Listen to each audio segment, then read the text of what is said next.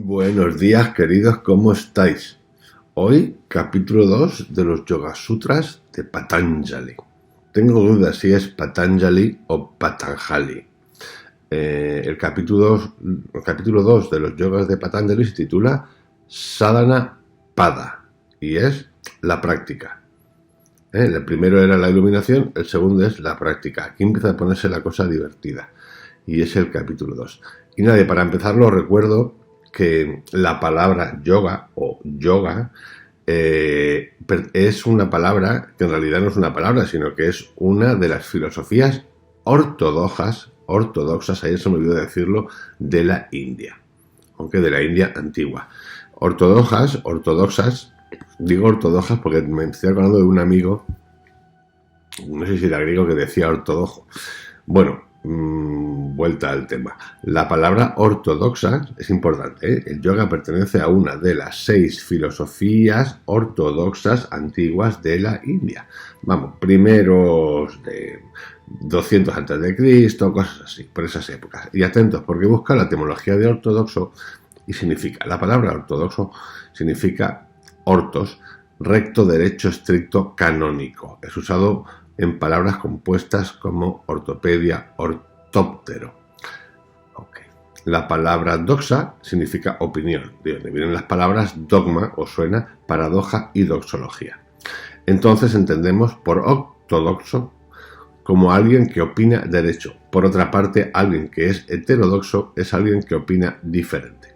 Entonces, recto, derecho, estricto, canónico y heterodoxo, alguien que opina diferente. Entonces, volvemos al tema de hoy, que es el segundo capítulo de los Yoga Sutras de Patanjali, donde vamos a leer los aforismos y vamos a ver qué sacamos. ¿Okay? Dicho esto, recordar, yoga es una de las 6 filosofías de la antigua, una de las 6 filosofías ortodoxas de la India antigua. Esas filosofías son las siguientes, porque las he estado revisando estos días. Una de ellas es el Samkhya, que es una tradición dualista. Algunos dicen que es hasta ateísta.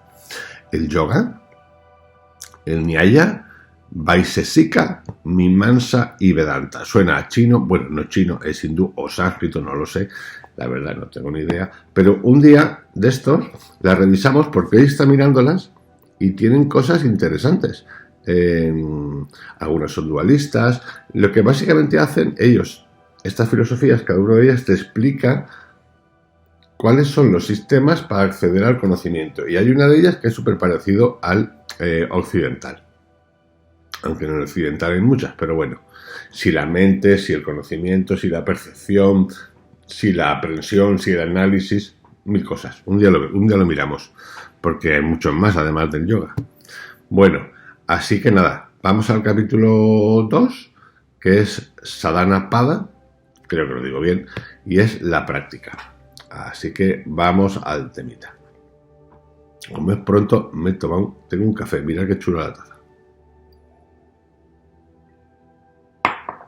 Vamos, estamos en la 2, yes. Ahí va. El yoga de la acción se practica de acuerdo con 3 modalidades inseparables: un esfuerzo sostenido, la conciencia de uno mismo y el abandono al Señor. Bueno, de estos 3 ya volvemos al temita. El esfuerzo sostenido, la conciencia de uno mismo, esa lo tenemos clarito. Pues a veces con esos ejercicios que os cuento de meditación o relajación, que son en realidad de ser consciente al cerrar los ojos del dedo de tus pies, eso en la parte externa, ¿no? Pero podemos ser conscientes de nosotros mismos también en la parte interna o de emociones. Lo tenemos claro. El esfuerzo sostenido, en principio, todo lo tenemos claro. Ahora voy a ver qué pone por aquí, porque tiene una nota, y a ver si digo algo. Y el abandono al Señor, pues como es una cosa espiritual, pues el abandono a Dios. El abandono a Dios es decir, permito que Dios entre, permito que Dios me hable, yo lo leo así, o lo quiero leer así. Y aquí por una nota, en 3 cosas. Una es sadhana, que es el título, o sea, el yoga de los ejercicios, ¿no? Es así, ¿no? El yoga de la práctica, ¿ok? Y dice lo siguiente: Sadhana significa término militar, significa estrategia. Se trata de los medios prácticos que el viajero espiritual debe llevar a cabo para crear las condiciones favorables al proceso de transformación del alma, que constituye el camino espiritual. Sadhana es el camino, la estrategia a seguir para llevar el camino espiritual y llegar al Samadhi. ¿Ok? Repito, número 1 del capítulo 2, el yoga de la acción se practica de acuerdo con 3 modalidades inseparables: esfuerzo sostenido, conciencia de uno mismo y el abandono del Señor. Del esfuerzo sostenido no habla, parece ser que lo tiene todo claro. El segundo, que es la conciencia de uno mismo, lo llama Svadhyaya, que significa a la vez el estudio de los textos sagrados y el estudio de uno mismo. El conocimiento de los textos es inútil sin el conocimiento de uno mismo. Es el conócete a ti mismo de Delfos. Y el abandono del Señor, dice, y ese trabajo interior solo puede dar frutos si se realiza con paciencia y con humildad, en la aceptación del destino cotidiano, en un estado de abandono al Señor. Nuestro recuerdo de que la actitud normativa ante la vida no puede ignorar la dimensión divina. Bueno, yo lo del abandono lo entiendo.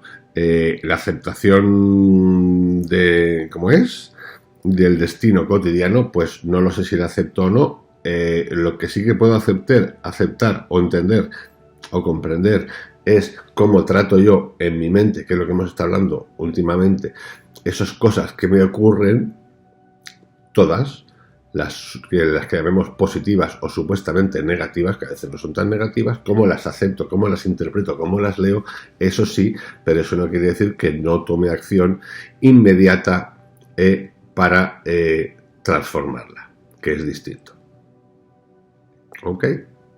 El de eso de soy pobre, me quedo como pobre, pues va a ser que no. ¿Ok? En eso. Bueno, 1, 2. El yoga de la acción tiene como fin atenuar las causas del sufrimiento y permitir el samadhi. Tenemos un apuntamiento en el número 4. La práctica del yoga actúa a través de la atenuación de las causas del sufrimiento. No hay que adquirir nada, basta con atenuar, reducir, abandonar, soltar. Lo que nos atormenta es lo que nos aprisiona, lo que ahoga en nosotros la alegría de vivir el momento presente. El sufrimiento, por el contrario, es la intrusión en el presente del pasado. Aquí estamos todos de acuerdo. No paran, esto es súper claro. Si lo entendemos, damos un pasito cuántico.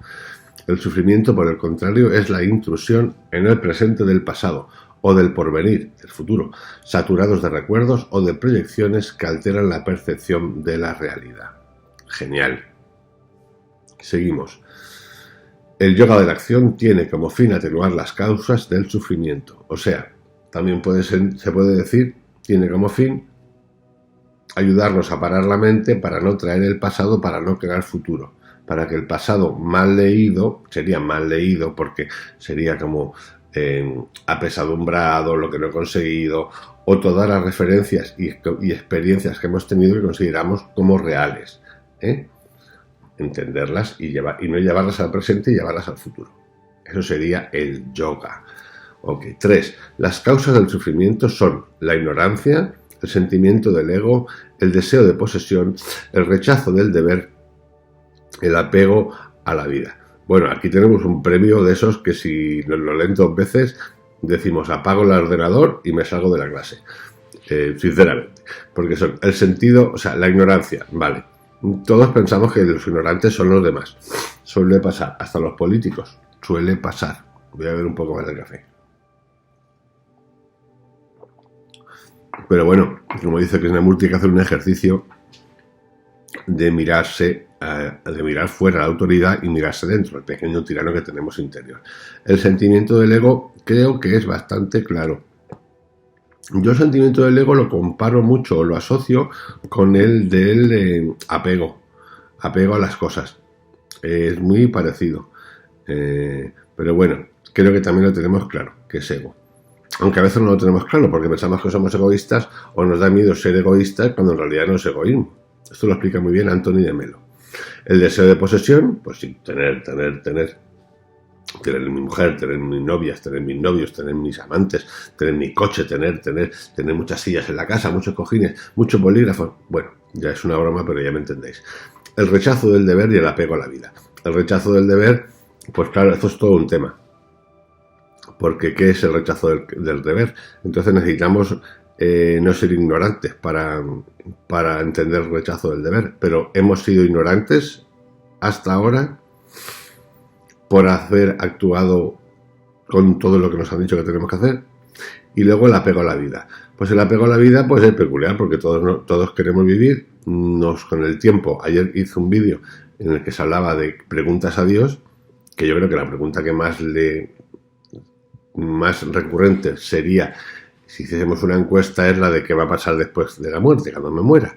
Entonces el apego a la vida, pues yo lo tengo muy claro, me gusta la vida, me gusta vivir. De ahí tendríamos que empezar a pensar qué es la vida. Si la vida también es la muerte, si tiene continuidad la vida después de la muerte, si la muerte es un tránsito, en fin, preguntas. Todas estas peculiares. 4. La ignorancia de la realidad es el origen de las otras causas del... Seguimos. La ignorancia de la realidad es el origen de las otras causas del sufrimiento. La ignorancia de la realidad, número 5, es tomar lo impermanente, lo impuro, la desgracia, lo que no es el sí, por lo permanente. Lo puro, la felicidad, el sí. Seguimos. 6.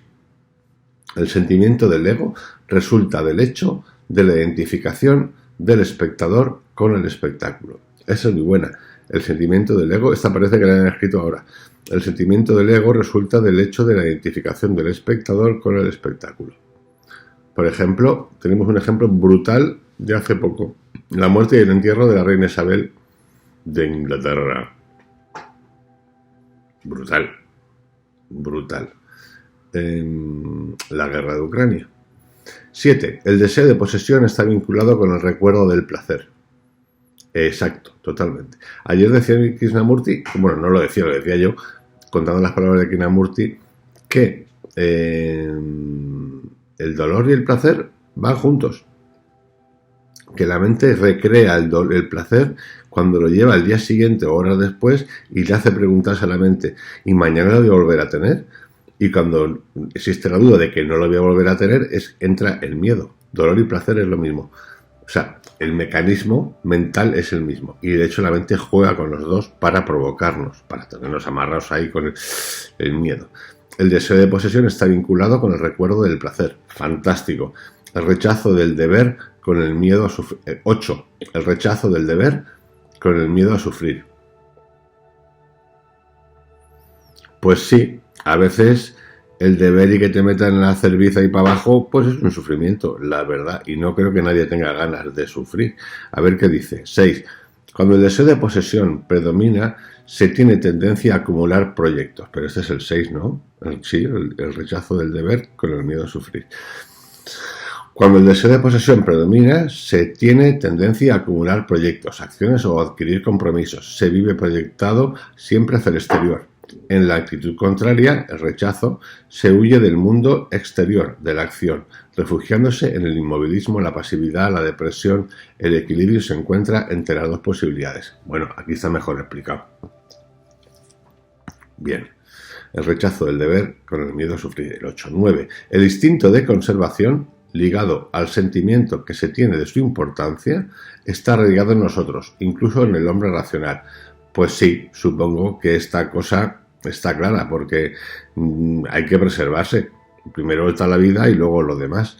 Pero bueno, aquí parece ser que nuestro amigo Patanjali dice que eso hay que soltarlo un poquito. La cualidad de ser racional explica, esto es una nota, de ser racional no evita el impulso de inseguridad que se encuentra en el miedo a la muerte.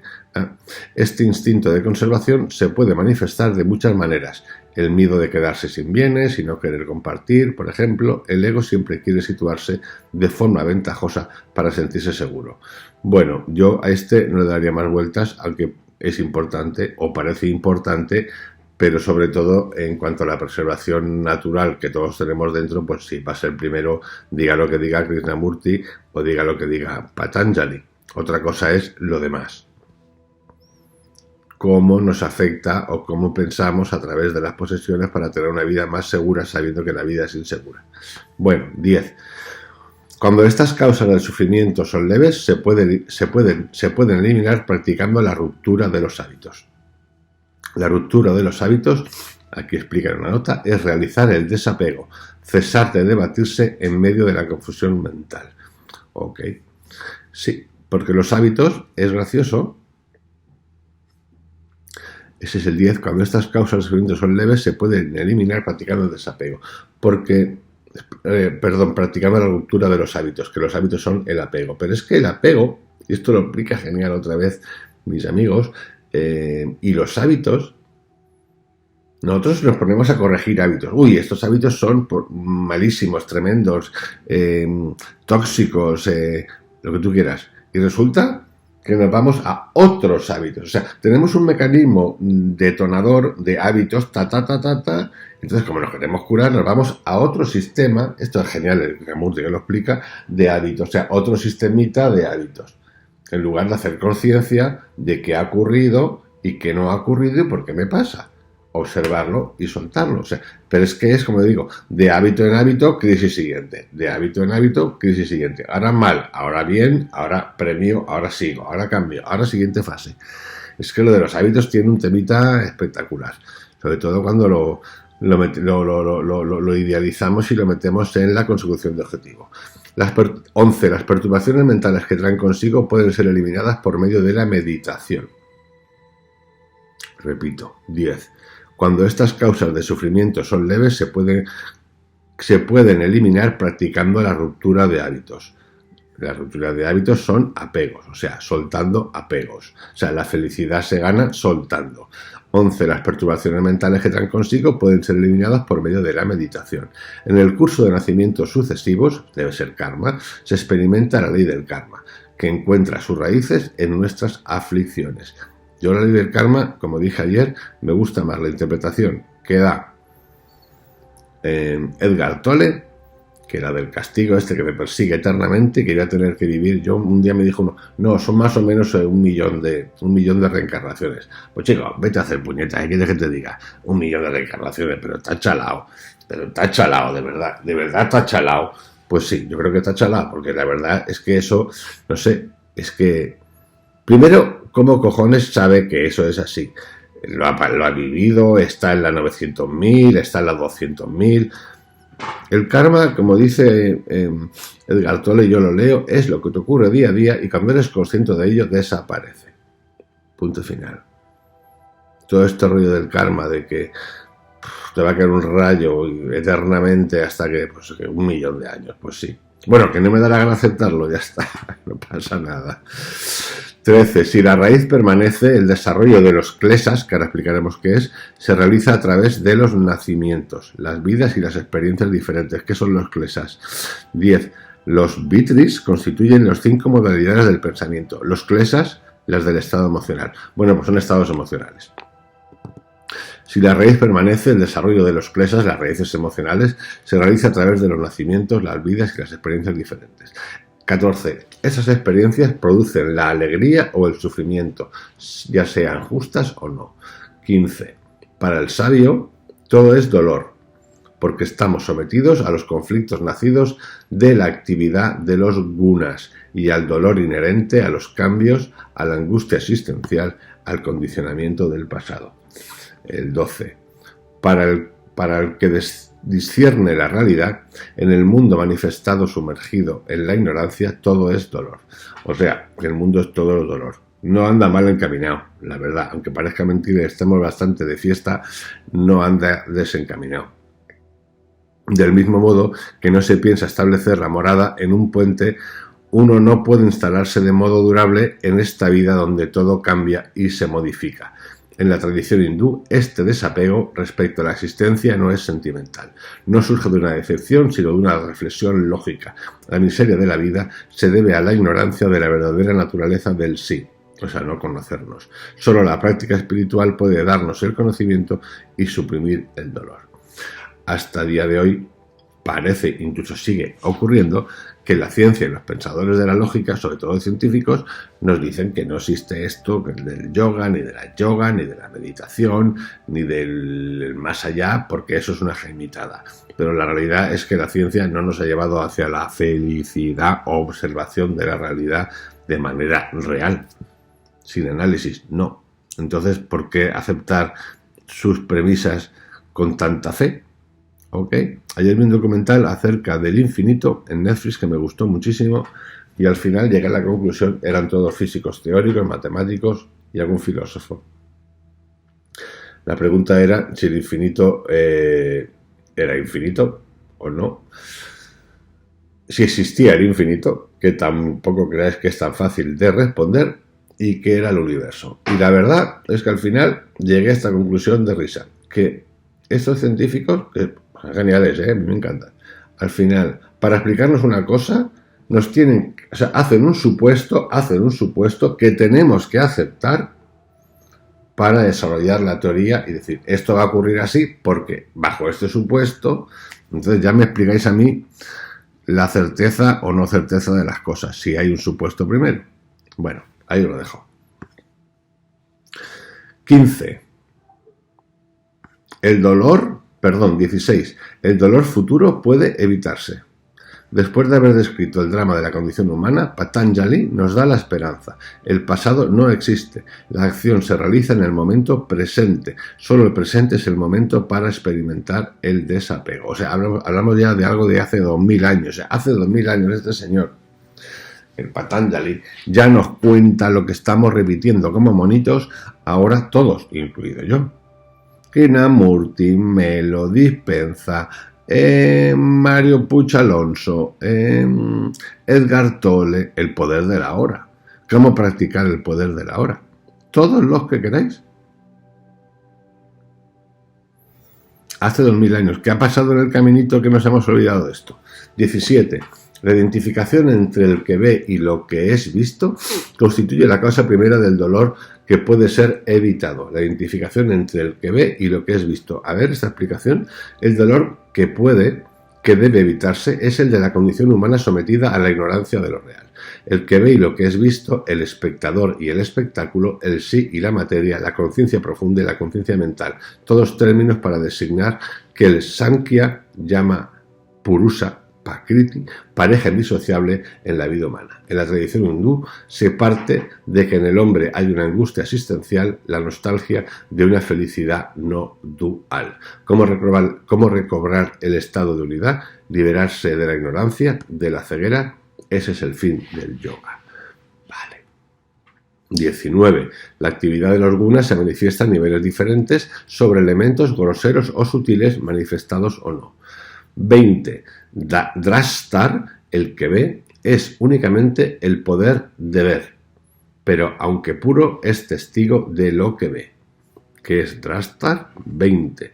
La nesciencia, es la fuente de todas las causas del sufrimiento. Asumo que la necedad. Ok. 21. La razón de ser de lo que es visto es solo ser visto.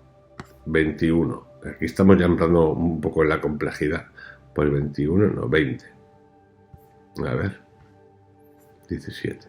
El mundo manifestado solo existe para permitir la descripción entre Purusa y Prakriti, siendo esta última la manifestación existencial de las virtudes.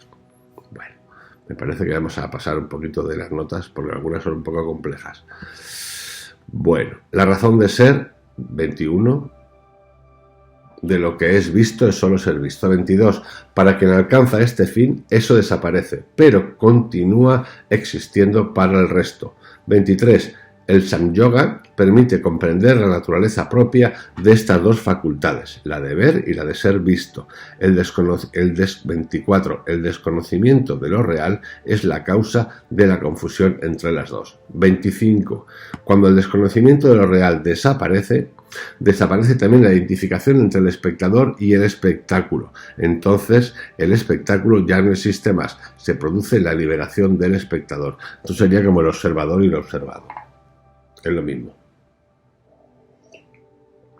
Solo que aquí le llama espectador y espectáculo, que me encanta. porque somos un espectáculo y lo que hay fuera es un espectáculo. 26. El discernimiento, practicado de forma ininterrumpida, es el medio de poner fin al desconocimiento de la real. Discernir, correcto o no correcto, pero para eso necesitamos una conducta correcta, una mente correcta, un pensamiento correcto, no tener pasado, no tener futuro. Bueno, ahí estamos, de esto a esto. 27. El conocimiento de quien practica la discriminación se hace gradualmente sin límites.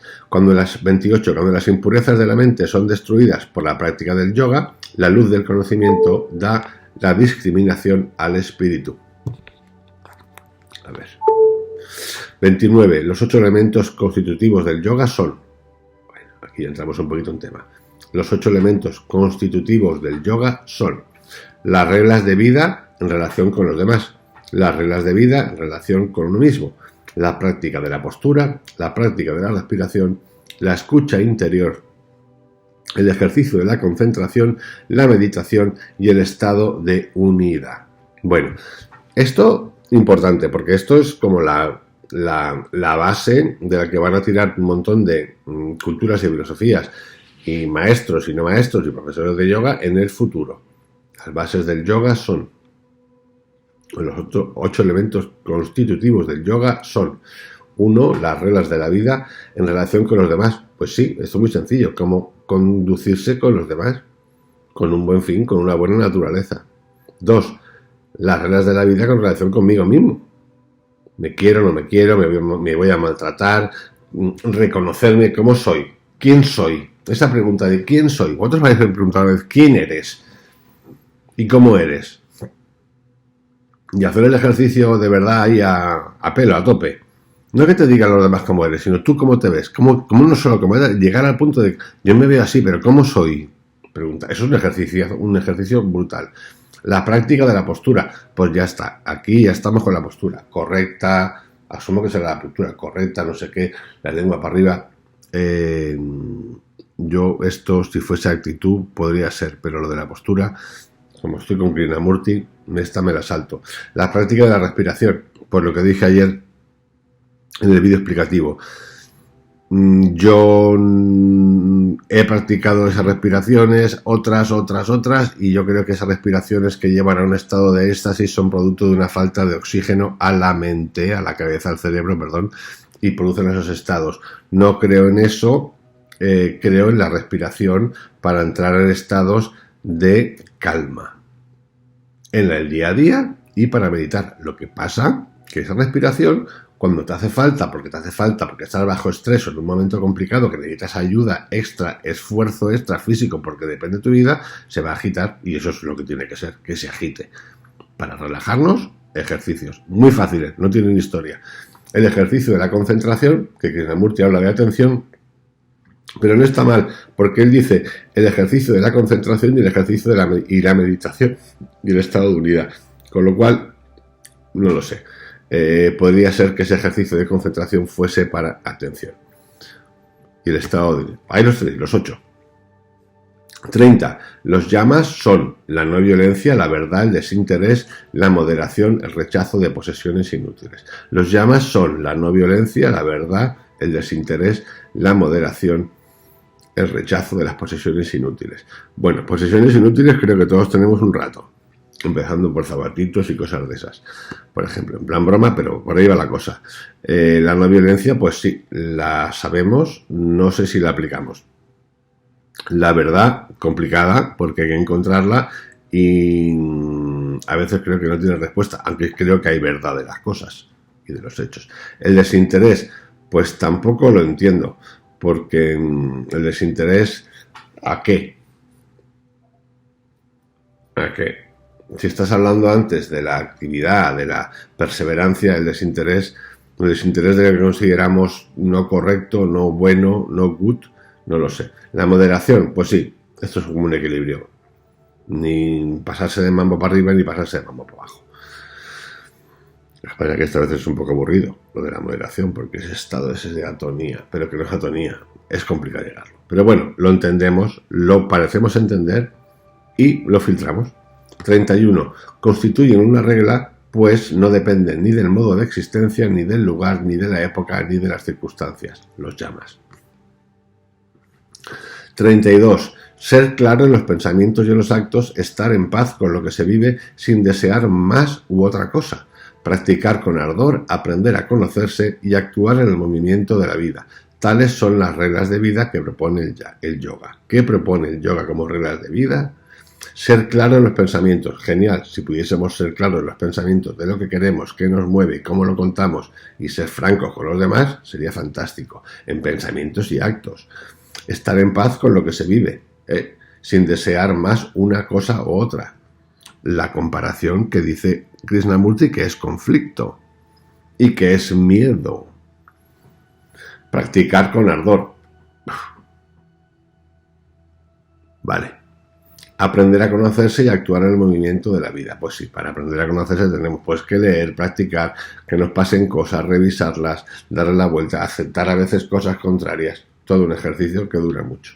Y actuar en el movimiento de la vida. Pues sí, pertenecemos a algo que es un yoga, que es una unión y por lo tanto es importante, es de vital importancia que compartamos y sepamos compartir las reglas de la vida. 33. Cuando los pensamientos perturban estas actitudes hay que dejar de manifestar lo contrario. Esto empezamos aquí a ponernos ya las pilas. Cuando los pensamientos perturban estas actitudes hay que dejar manifestar lo contrario. Un pensamiento que perturba es inadecuado. Esto es una nota explicativa. Meditando sobre lo contrario, se restablece el equilibrio. Se necesita mucha humildad para acordarse en un momento de presión de que se tiene siempre a ser subjetivo. Cuando los pensamientos perturban estas actitudes, hay que manifestar lo contrario. Cuando los pensamientos perturban los pensamientos buenos que debemos tener, lo que estaba diciendo antes, estar en paz, hay que manifestar lo contrario. ¿Y cómo se manifiesta lo contrario? No sé, igual no lo cuento aquí, pero yo os digo que se manifiesta meditando, haciendo uso de algunas palabras, diciendo, no quiero esto, esto no es lo que yo quiero, ¿qué es lo que quiero? Definiendo lo que quieres. Eso es un ejemplo que yo utilizo. 34. Estos pensamientos, como la violencia, se viva, se provoque o se apruebe, son causados por la impaciencia, la cólera y el error. Impaciencia, cólera y error. La impaciencia tiene premio en nuestra etapa actual, de cómo vemos la vida. Sean débiles, medios o fuertes, engendran un sufrimiento y una confusión que no tienen fin. Meditar sobre lo contrario impide esto. Lo que he dicho hace un momento, ¿cómo impedirlo? ¿Cómo se hace? Meditando. Tengo esa sensación, me voy a la contraria. ¿Cómo lo hago? Meditando. Si alguien permanece, 35, si alguien permanece en la no violencia, la hostilidad alrededor de él desaparece. 36, cuando uno se establece en el estado de la verdad, la acción produce los frutos apropiados. 37, cuando el deseo de posesión desaparece, las joyas aparecen. 38, establecerse en la moderación proporciona una buena energía vital. 39, el que se desinteresa de las adquisiciones de bienes inútiles conoce el significado de la vida. 40. La pureza no conduce a estar desapegado de nuestro cuerpo y del de los demás. Repito, la pureza nos conduce a estar desapegado de nuestro cuerpo y de los demás. 41. El hecho de ser puro engendra el buen humor, la concentración del espíritu, el control de los sentidos y la facultad de relacionarse con la conciencia profunda. Con lo cual, si os encontráis con alguien que está casi siempre de buen humor, decirle este tipo o esta tipa o esta persona ha llegado a un punto de entender los Yoga Sutras de Patanjali. El tipo o la tipa tiene buen humor. Si tiene buen humor es que está llegando al sistema. Tan básico como eso. 42. Contentarse con lo que se tiene confiere el más alto grado de felicidad. Esto está muy bien, porque yo lo leo como no desea lo que tiene el prójimo. Te pueden gustar las cosas. Me gustan las cosas. Pero de ahí a esa ansiedad, no, pero bueno, seguimos. Está chulo el libro de Patanjali, a mí me gusta mucho. 43. Gracias a una práctica intensa que trae consigo la destrucción de la impureza, se mejora considerablemente el funcionamiento del cuerpo y de los sentidos. A ver, lo que nos está diciendo es que a través de esto obtenemos salud. Si tenemos salud, supuestamente, hoy pensaríamos que obtenemos longevidad, porque nos interesa mucho vivir, mucho, y no vivir, sino vivir bien, o sea, llegar a los 70, la mujer potente, el hombre potente, y si nos podemos ir a los 100 y estar potente, porque vamos por ahí, estamos por ahí. No es que queramos una longevidad toca. No, el hombre, ahí es donde vemos, lo que decía ayer, que tiene incorporado el hecho de la eternidad. El hombre se cree, digamos que deja la parte espiritual de que soy eterno porque le da miedo todo y cada vez es más cagueta y más vanidoso, y ese chip de que somos eternos lo está trasladando a la vida material. Voy a vivir 100, 120 años, sí, pero además con las tetas bien puestas y bien duras, con el cuerpo físico de machote, con placa de chocolate de Superman, con 90 años, y ahí voy a estar que me tiro para adelante.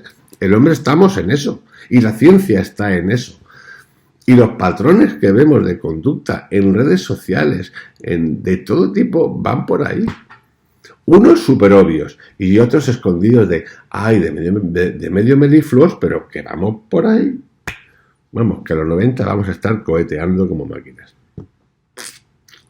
Bueno, seguimos. 43. Gracias a una práctica intensa que trae consigo la destrucción de la impureza, se mejora considerablemente el funcionamiento del cuerpo y de los sentidos. 44. El estado de interiorización permite la unión total con la divinidad que se elija. 45. Por el abandono a Dios se cumple la realización del samadhi. 46. La postura es estar firmemente establecido en un espacio feliz. Vamos a ver. La postura es asana. 47. Gracias a la meditación sobre el infinito y a la renuncia.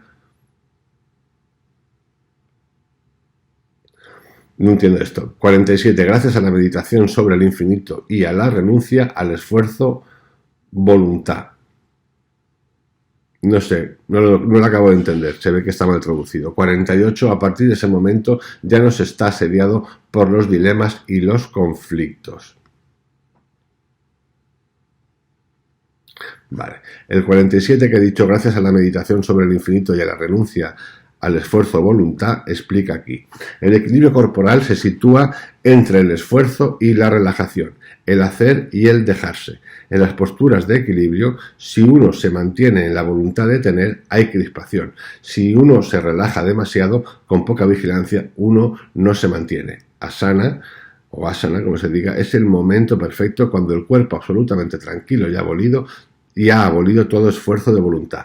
La sensación y la respiración están suspendidas e inmovilizan el tiempo. Entonces se es feliz con un sentimiento de infinitud. El 47, perdón. 49. Cuando esto se cumple, se experiencia el pranayama, el cese de las perturbaciones de la respiración. Muy bien. 50. Los movimientos de la respiración son la expiración, la inspiración y la suspensión. Es decir, inspiración. El otro día conté el vídeo y lo hice al revés. Expiración. Suspensión.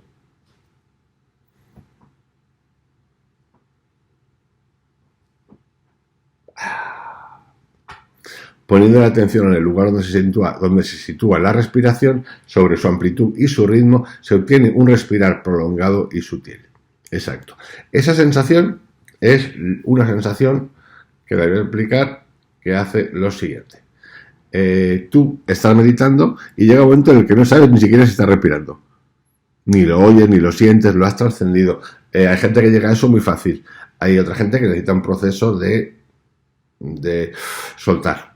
En realidad yo creo que es un proceso de distensionar. ¿Vale? Estamos en el 50. Vamos al 51. Una cuarta modalidad de respiración va más allá del plano de la conciencia, donde se distingue entre inspiración y expiración. 52, entonces lo que oculta la luz se disipa. 53, y el espíritu se hace capaz para las diversas formas de concentración. 54, cuando la mente ya no se identifica con su campo de experiencia, hay como una reorientación de los sentidos hacia sí. 55, los sentidos están perfectamente controlados. Y hasta aquí, queridos, hemos llegado al capítulo 2, que es el capítulo de la práctica, donde nos dice en qué se fundamenta el yoga, algunos ejercicios, cómo hacerlos, y la siguiente parte, que es el 3, es el poder de las manifestaciones. Así que nada, os dejo. Hoy ha estado un poquito, creo que un poquito complicado, me parece. Pero bueno, como los hago así de un tirón pero os aseguro que el próximo lo mejoro.